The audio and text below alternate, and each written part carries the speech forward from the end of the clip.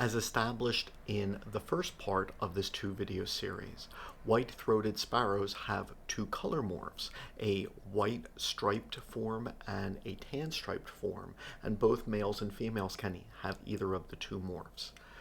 But the gene for color travels with other genes as well, which regulate hormones and ultimately then affect behaviors such as mate choice, aggression, caring for the young, and thus there are four different types of white-throated sparrows: white-striped males, white-striped females, tan-striped males, and tan-striped females.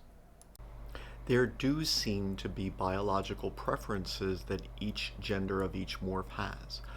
Both types of females prefer tan-striped males, and both types of males prefer white-striped females. It should be noted, however, that sometimes the experimental design affects the conclusion. So, for example, in these experiments, the use of two-way versus one-way mirrors might change this, where the potential partner can interact with the one that is approaching it.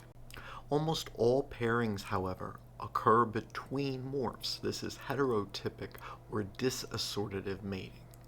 And it seems to be primarily driven by the fact that the more aggressive white-striped females choose tan-striped males, while tan-striped females might prefer, at least in some types of tests, the tan-striped males. If they are no longer available as potential mate choices, then they might predominantly mate with white-striped males.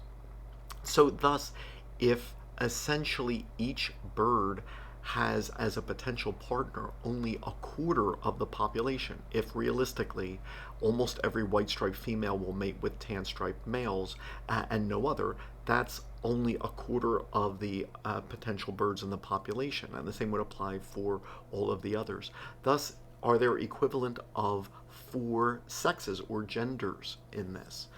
From a genetic standpoint of view, one could even ask, is this how a sex chromosome might begin its evolution? If we could return far in the future, might something like this result in a new type of sex chromosome? This has happened in other lineages in the past.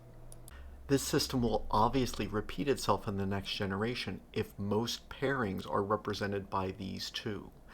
In these two pairings, the tan-striped parent is going to give a tan-striped chromosome to its offspring, and then half of the offspring will get a tan chromosome from their white-striped parent, and the other half will get a white-striped chromosome from their white-striped parent.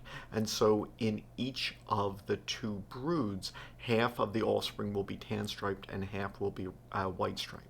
If white-striped sparrows are more aggressive, then each of these two couples will include individuals who are protecting the nest. If the tan-striped individuals are providing more care for the young, foraging for more food, then each of the couples will provide adequately for the offspring, and so thus this may be a way of guaranteeing that the offspring get the benefits from both defense and parental care. This system is amazingly complex, is the source of a great deal of scientific research and published papers, and it is unique among all birds.